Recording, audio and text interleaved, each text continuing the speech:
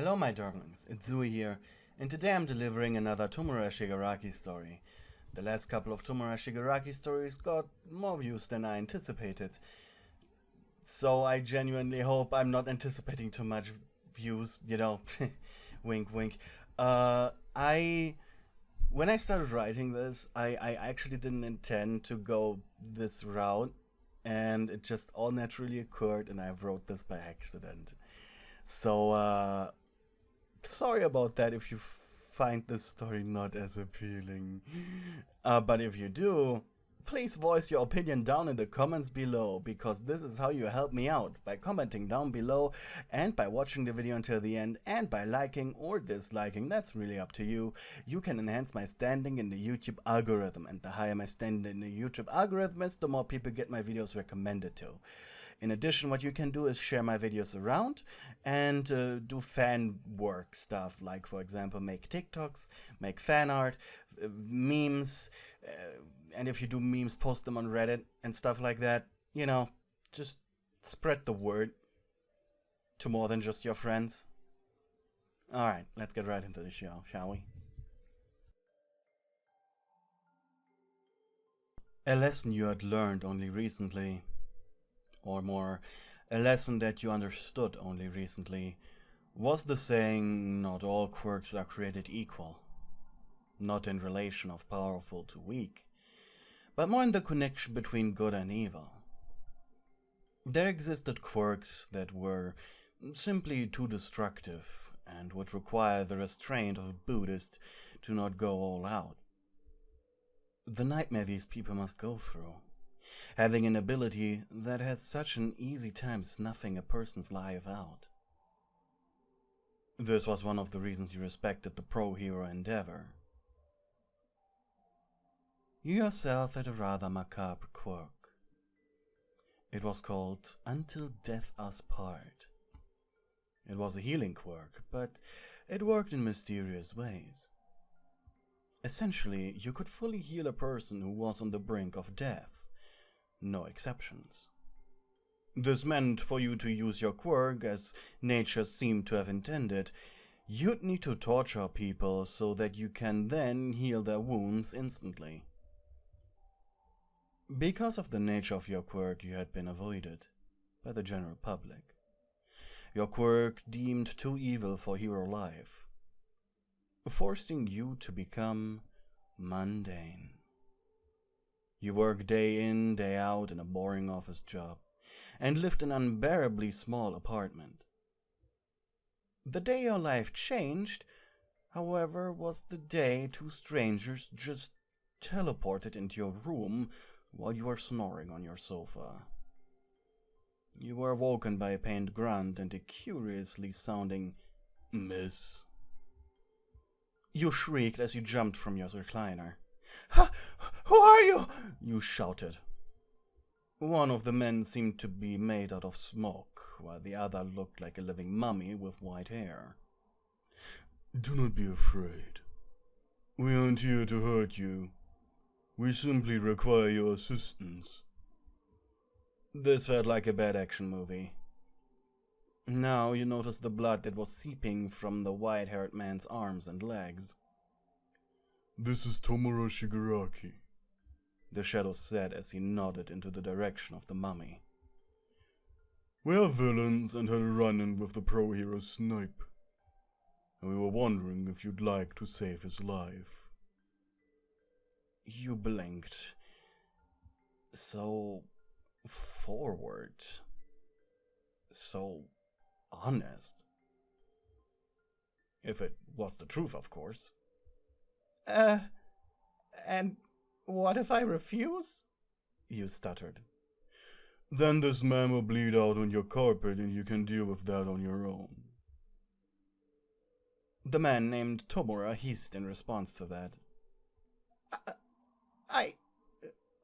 Okay, but why me?" "Can you please put me back together first, before we explain?" croaked Tomura. You sighed. I mean, for me to put you back together, you need to fall just a tiny bit more apart." The injured man blinked, then looked up at the shadow in fright. What is she talking about, Kurogiri? The mist man simply chuckled. Consider the consequence given by the master for losing your Nomu. Tomura did not like where this was going. Miss, either you save him or explain to the police why there's a corpse in your apartment. Kurogiri now dropped Tomura on the ground and turned around, leaving through something you could only describe as a portal made out of darkness. But too late. Now you are left alone. With a stranger you not only have just met, but also a stranger who was seemingly a villain. Worst of all, how did they know where you lived? You were unsure of what to do. Were you still dreaming? Wait, you had to, right? The sake you had drank was too old or something. Yes, in a few minutes you'd wake up and be alone in your silly little apartment. Tomura groaned and you squeaked. With twitching hands you reached out for him, but he clapped your arm away with the back of his hand. Don't touch me. Don't touch my hands, he groaned. Everything I touch with all 5 fingers turns to dust. You blinked in shock.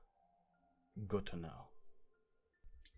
Careful as to not touch his hands, you grabbed his legs and pulled him into your kitchen aisle. At least there on the tiled floor the blood would be easier to clean. In the next few minutes you will suffer. More than you think. You tried to prepare him. What does that mean? You got up and pulled a large knife out of your knife block. What I mean is, to heal you, I need to, prepare you? Tomura's eyes widened as you crawled up behind his head. Are you squeamish? He blinked. What I mean is, have you suffered? Like, you pointed at the bullet wounds that were still oozing blood. More than that? Yeah, emotionally, he replied dryly, and you deadpanned. Okay, Mr. Sad Backstory, this is not the time for a lesson in philosophy. Just tell me, do you tend to scream when you're in pain? He blinked. Doesn't everyone? You sighed. Considering how nonchalant he was taking 4 bullet wounds, maybe he could take it. Biting your lower lip, you brought down the knife into his chest. The sudden pressure on Tomura made his body jerk up. Sorry, you cried. I've actually never done this before. Quickly you pulled the blade out of him. At first, it didn't even hurt. It was more his hormones that forced the man to panic and feel pain. However, this was followed by a feeling of a burning sensation, like someone had rammed a glowing needle into him. Then you brought the knife back down, this time harder. Tomura's entire body screamed. The knife hit him somewhere in the lung this time. Red, thick, hot liquid crawled up his throat. He couldn't breathe. And he could feel the blood loss taking away his ability to think. I'm sorry. You repeated over and over as your knife penetrated him over and over and over again. Noises of tearing flesh, breaking bones, and a vomit-inducing metallic smell filled your entire apartment. Red.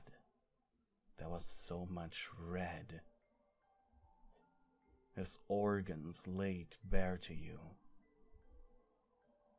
By the time you were Out of stamina, you are covered from head to toe in his gore. You look down into his fading eyes, horrified by what you have done. You needed to comfort him. It's gonna be okay. You said, more to yourself rather than to him. Gently you took his head in your hands and placed it onto your lap. He was feeling cold. So cold. Tomura was completely paralyzed at this point. See? It will be alright. His heart was still beating. Unsure of what to do next, your eyes suddenly widened. "Oh no," you said. "I forgot the bullets." Panicking, you opened one of your kitchen drawers and pulled out tweezers. With those, you began prodding into his bullet wounds. You bit your lower lip. In hindsight, you probably should have done that first. This increased your pressure. As now, you had a time limit. The window between life and death were quickly The window between life and death where your quirk actually worked was most definitely pretty tiny. Hopelessly, you forced a smile. This Tomura guy was a fighter, for still being alive somehow. Blood dripped down your entire body as you pulled out one bullet after the other. You had just taken out the last one when a thought appeared in your mind. You had stabbed him how many times? If he was going to die now... Quickly you turned your attention to him. His eyes were almost gone. Maybe now? You thought.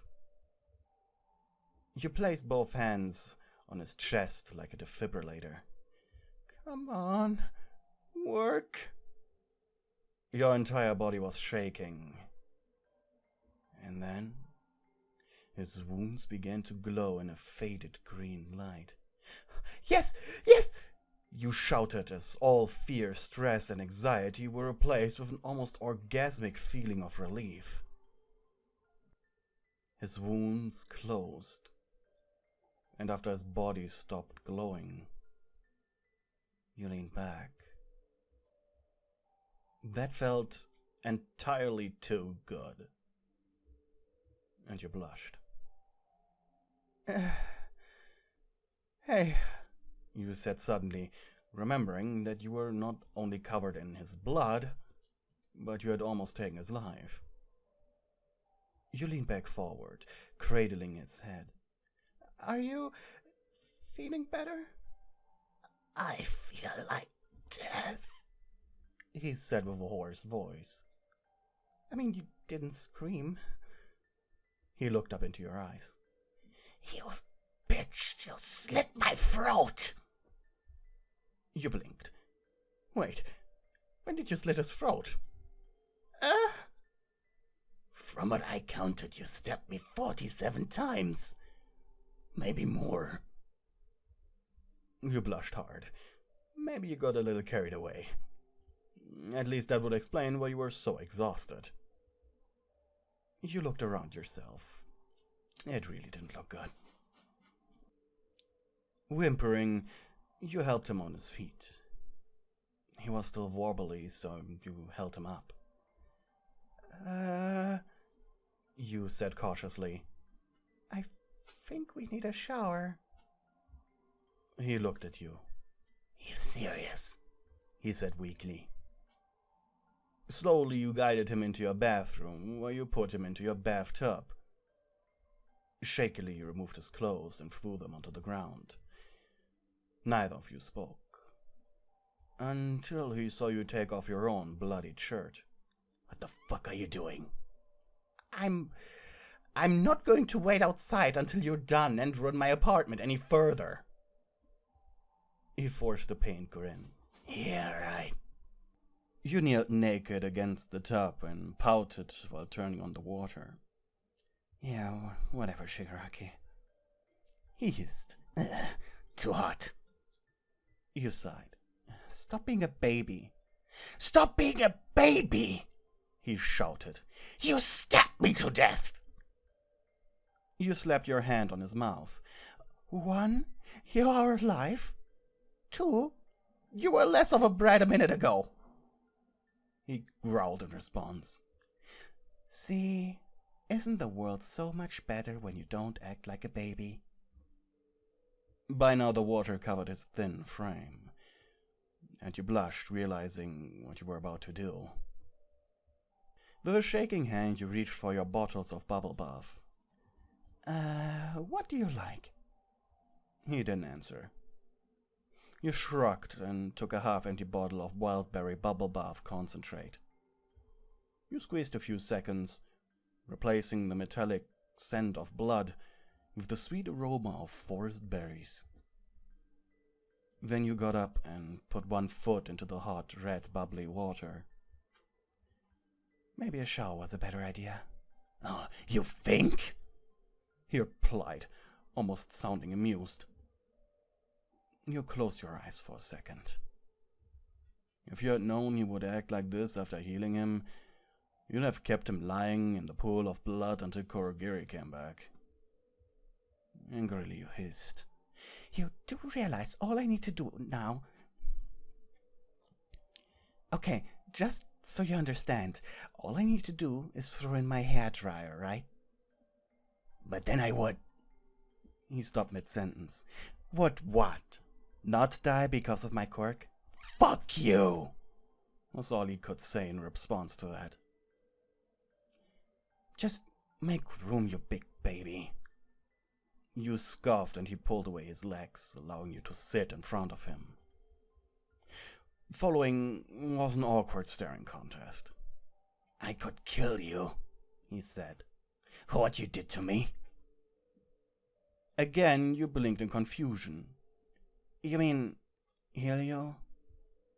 His lips quivered, and you finally understood. You chuckled. You're angry, you can't logically be mad at me, right? He didn't answer, opting to simply pull his legs further up, under his chin and resting his head on his knees. I'm gonna get nightmares from this, he growled. Yeah, was all you said. And now that you decided to do this, he pointed at you and then the water. They're going to be very confusing nightmares. It took you a minute to realize what he was talking about, which only made your embarrassment worse. You covered your chest with one arm and made sure the foam and bubbles covered your shame. With a scowl, he stared at the bathroom ceiling. Is there something? Came your confused question as you followed his gaze. No, he stuttered. Once again you blushed as you understood. You're quite reserved for a little brat. He puffed up his cheeks. Go on, turn around, you said softly. Mumbling to himself, he turned around, showing you his back. You grabbed a shampoo bottle and began rubbing the viscous liquid into his still blood-covered skin. Man, this is harder to get out than I expected, you muttered. He said something that you couldn't quite hear. What? You asked. Thank you for fixing me up, he reluctantly said quietly. It was no big deal. I mean, you did almost die in more ways than one. He huffed. Where me and Kurogiri are going, it's gonna be more of that. Since... He shrugged helplessly, splashing some bloodied water your way. We already share such skinship. You might as well accompany us as a medic. You paused your delicate rubs only to then deadpan. Are you saying that because you want me to be a medic, or because you have a boner right now? He hissed. Tomura, I did see your tent while I was stabbing you. Shut up! You smiled. You're a pervert. Just admit it. You said jokingly and pressed your wet, naked body against his back. I'll kill you, he said. No. No, you're not. He blushed, because he knew you were right.